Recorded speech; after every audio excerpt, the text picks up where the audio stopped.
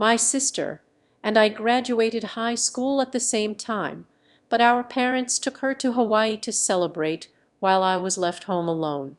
And that's not even the worst part.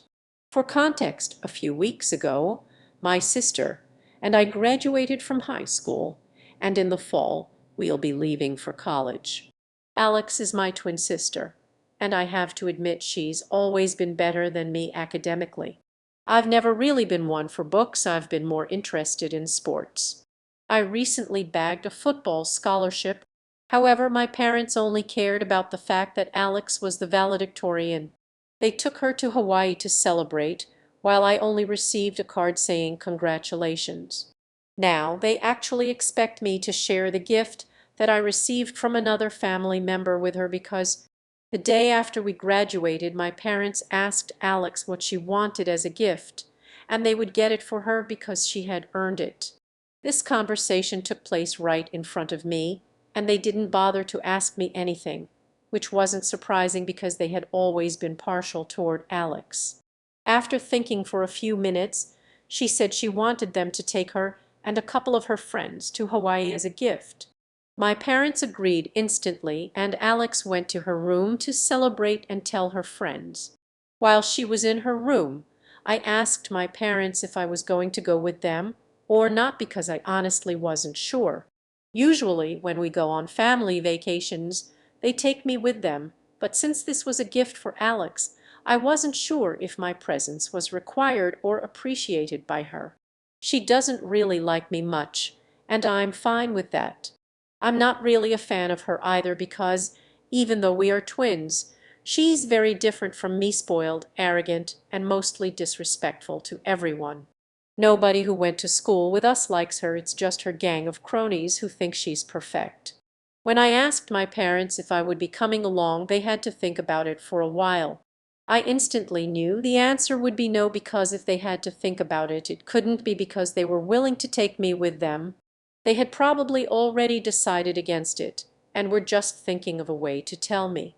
After a few seconds, my mother spoke and said that since this was a gift for Alex, it would be unfair to take me with them because then it would just become a family vacation. I pointed out the obvious that my parents were going along with her, but they said they were only going with her because Alex wanted it, and they were pretty sure she wouldn't want me. Even they were aware of the fact that we didn't really get along. After that was made clear, there was nothing more to say, so I went back to my room feeling bad for myself. Even though I hadn't achieved anything great academically, I thought a football scholarship was worth a celebration as well, but my parents didn't seem to care about me or my achievements. On top of that, they were willing to leave me home alone for the entire week while they were gone, and Alex would get to celebrate with her friends in Hawaii. I was miserable for one full day until I realized that my family being gone for a week meant I would have the house to myself and could do whatever I wanted. That made me feel a little less upset, and I decided to make the best of the situation. While they were preparing for the trip, this was a feeling I was somewhat familiar with, but it really stung on the day they were leaving. My parents told me to take good care of the house, and at least they said goodbye to me, but my sister didn't even glance at me and just laughed. None of this was surprising behavior coming from her, so you can imagine how bad my relationship with her is. For the first couple of days, I invited my friends over, and we played video games, ate junk food, and did whatever we felt like from morning until evening. This was my plan for every day. On the final day, I was going to call my friends and tell them they were free to come over that day as well. However, at around 8:00 in the morning, I heard the doorbell ringing. It was way too early for my friends to show up, and I hadn't woken up properly either because I had been sleeping in late ever since I graduated. When I went downstairs and looked outside the window to see who it was, I was shocked to see my mother standing there. It took me a few minutes to remind myself that my mother was in Hawaii with the rest of the family, so this must be someone else. I noticed a couple of differences, though. The woman standing outside the door was much taller than my mother, looked younger, and had blonde highlights in her hair, which my mom hated. So I gathered that this was definitely not my mom, but someone who looked weirdly similar to her. I decided to open the door after contemplating it because if she looked similar to my mother, it meant she must be a relative of some sort. When I opened the door, she introduced herself as my mom's cousin and said she had been living in the UK for the past 20 years, so I probably had never seen her before. From what I knew, my mother did not have any siblings. She was an only child. This woman looked just a couple of years younger than my mother, so I guessed she must be a cousin. But for a cousin to look that similar to my mom was just weird, and I definitely hadn't heard my mom talk about a cousin from the UK. I invited her in but made sure to tell her that my parents were not home because I was certain she had come to see them, not me. To my surprise, she said that was fine because she hadn't come to see them. That was another shock, because I couldn't imagine what she wanted with us. I had to tell her that I was the only one home while my sister was away. She seemed a bit upset when I said that and asked where the rest of them were.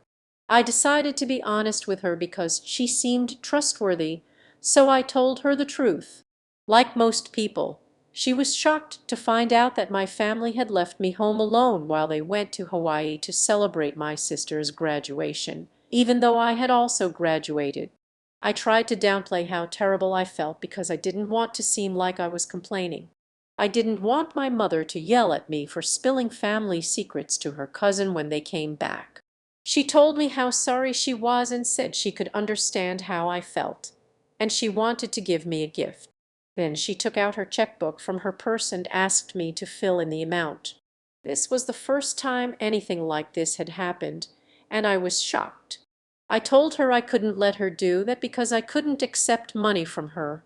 We went back and forth for a couple of minutes, and then she just said she was going to fill in the amount she wanted to give me and wrote me a check for $50,000. I insisted I couldn't accept it from her because it was a huge amount, something I couldn't even imagine. But she told me she wasn't going to hear it and I had to accept it. She said it was the least she could do for me. Honestly, I still don't know what it means, but in the end she forced me to accept the check. Then we spoke a bit about my family and how everyone else was doing, but I could tell her mind was elsewhere, and she wasn't really listening to me. After about half an hour, she told me she had to leave and hoped to meet me again soon. Once she left, I realized it had been a very weird meeting, and her behavior had been extremely off-putting. I also couldn't shake the feeling that she had been lying about being my mom's cousin because cousins don't look that similar to each other, or maybe they do sometimes. But I just felt that my mom had a sister none of us knew about, and that was why she had to lie to me. Now, coming to the part where I kind of messed up, I left it on the coffee table under a bunch of letters that had arrived from my parents during the week. Then my friends came over, and we had a bit of a party with some other people as well. The next morning, my family came back from Hawaii, and everyone was in a celebratory mood, apart from me. A couple of minutes after they came back home, my parents started going through their mail, and at the very bottom of it they found that check. I was incredibly lucky that I was standing right there and able to snatch it out of my father's hands as soon as he saw it. However, it was a tad bit too late because he realized it had been addressed to me and started asking a bunch of questions about it, which I can't blame him for. If someone writes your son a check for $50,000, you definitely want to ask questions. After they found out about the check, I knew there was no point in hiding anything. I told them about the woman who had visited the conversation we had, and that she had written me the check because she wanted to. I was going to deposit it soon enough. One interesting thing happened. While I was talking to them, I noticed my sister going pale when I said the woman looked just like Mom. She was initially laughing until I said that. When I finished explaining the story, they were all quiet for a minute, and then my mother asked who that woman was. I told her I had no idea, but I couldn't stop myself from asking her if she had any siblings. That's when she told me she didn't. Then Alex cut in and said that she knew of an aunt who lived in the UK. She also mentioned that their mother had been estranged from her family for years, but that was all they knew. I hadn't heard that before. I started feeling really guilty about telling my parents about the check, and I was about to take the blame for something I hadn't done. However, my parents insisted that I keep the money because I hadn't done anything wrong, and if that woman wanted to give it to me, I should keep it. But things got really messy after that. My mom began receiving calls from family in the UK asking if she had seen her cousin, and they were all asking why they had not heard from her for so long. My mom told me that it was all very weird because none of them had heard anything about her for years. It became a full-blown investigation about her whereabouts, and when my mother found out that I had actually seen her, she wanted to know everything. I had told them everything I knew, but there wasn't much to say. My mom then contacted the police about it, and they started asking me questions too. Eventually, they found out that the woman had been living in a nursing home for a few years and had recently escaped. Apparently, she had a history of mental illness and that she had been trying to connect with her family. They managed to track her down to the house, and I haven't seen her since. After all that, my family is treating me like I was the one who did something wrong, but I feel like it's kind of their fault for leaving me home alone. I didn't ask for any of this yet my parents are so angry about it, and it's just too much for me to handle right now.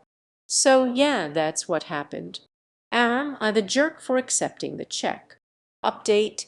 A few weeks passed after the strange encounter with my mom's cousin, and life felt like it had flipped upside down. My family was still buzzing with the aftermath of the investigation, and I could sense an undercurrent of tension that had never been there before. My parents were preoccupied with the drama surrounding the woman, while Alex, once the center of attention.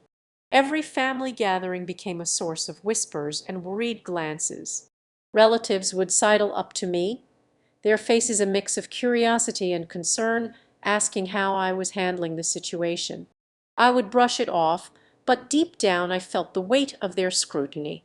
My parents' initial anger had faded, replaced by a lingering disappointment that hung in the air like a storm cloud. They had placed a lot of blame on themselves for the entire mess. My dad even mentioned how they had been so wrapped up in Alex's accomplishments that they hadn't considered what it meant for me to be left behind. I knew that was true, but it didn't completely absolve them. Meanwhile, I had deposited the check, but I felt a knot of guilt in my stomach every time I glanced at the balance in my account.